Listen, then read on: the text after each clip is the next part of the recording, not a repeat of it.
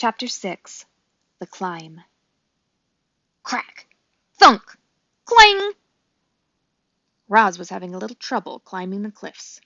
She had a new dent on her rear and a long scrape down her side, and she was just about to get another ding when a crab scuttled out from under a piece of driftwood. The crab looked up and immediately showed off his giant claws. Everyone was afraid of his claws, but not the robot. She just looked down and introduced herself. "Hello, Crab. My name is Roz." After a brief standoff, the crab cautiously backed away, and that's when Roz noticed how easily he moved over the rocks. With his wide stance and his grippy feet, the crab could crawl up and down any rock face. So Roz decided to try out his climbing technique.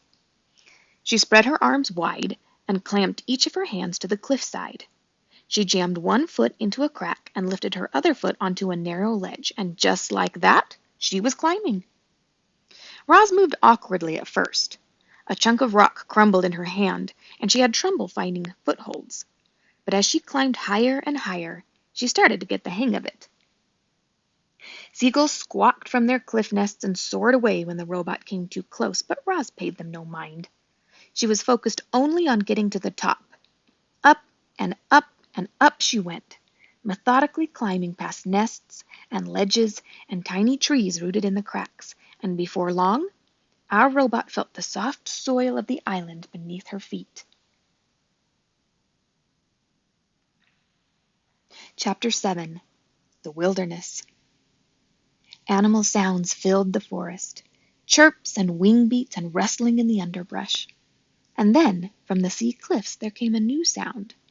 Heavy, crunching footsteps. The forest animals fell silent, and from their hiding places they watched as a sparkling monster stomped past.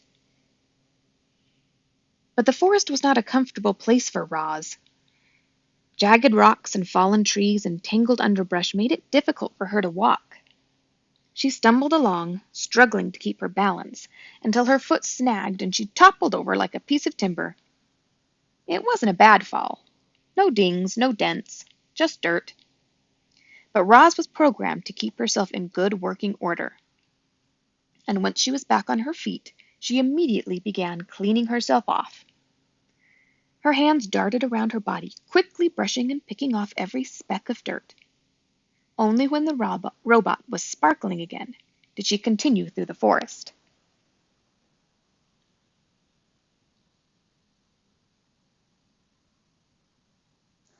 Roz stumbled on until she found a patch of ground that was flat and open and carpeted with pine needles.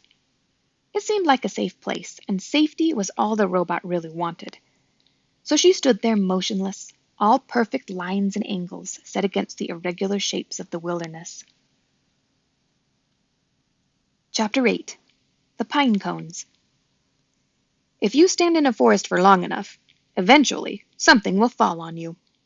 And Roz had been standing in the forest long enough. A gentle wind whispered through the treetops, and then thunk! A pinecone bounced off her head. The robot looked down and watched the pinecone roll to a stop.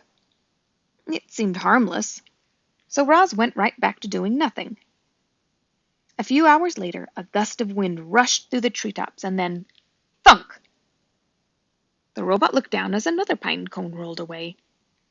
And then, a few hours after that, a howling wind tore through the treetops. It bent trunks and shook branches, and then thunk, thunk, thunk. Pinecones began raining down. Thunk, thunk. Roz felt something like annoyance. Thunk. She quickly scanned the area for somewhere safe from pinecones. And she spotted the perfect place when she looked up at the huge rocky shape that towered above the forest. Chapter 9. The Mountain. Roz was now stomping her way up the mountain. Dense forest and rocky outcrops forced the robot to zig and zag and backtrack. But after an hour of steady hiking, she arrived at the craggy mountain peak.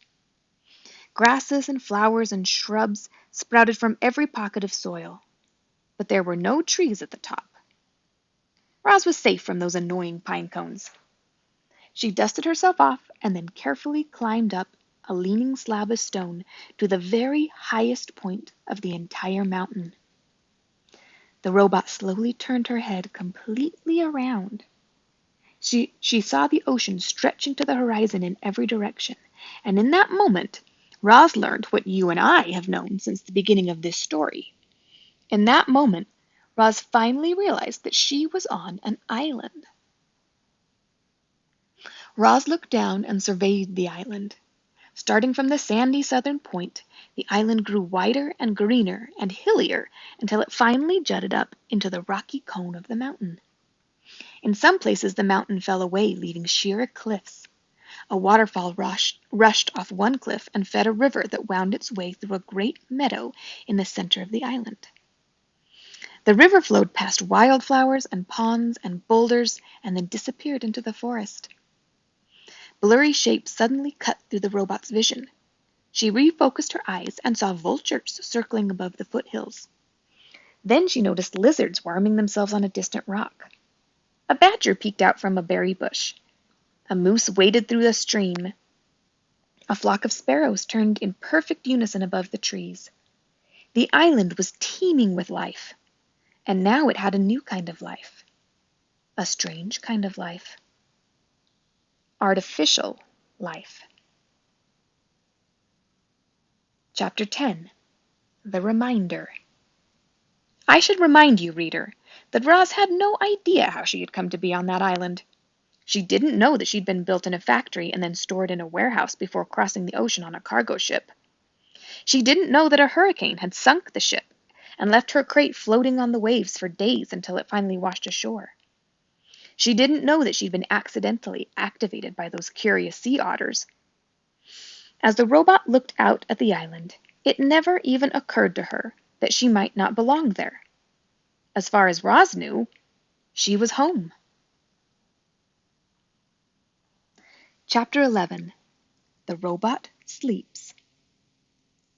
Roz stood on the peak and watched the sun sink behind the ocean. She watched shadows slowly spread over the island and up the mountainside. She watched the stars come out one by one until the sky was filled with a million points of light. It was the first night of the robot's life. She activated her headlights, and suddenly bright shafts of light were beaming out from her eyes and illuminating the whole mountaintop. Too bright. So she dimmed them. And then she turned them off and sat in the darkness and listened to the chorus of nighttime chirps. After a while, our robot's computer brain decided it was a good time to conserve energy. So she sat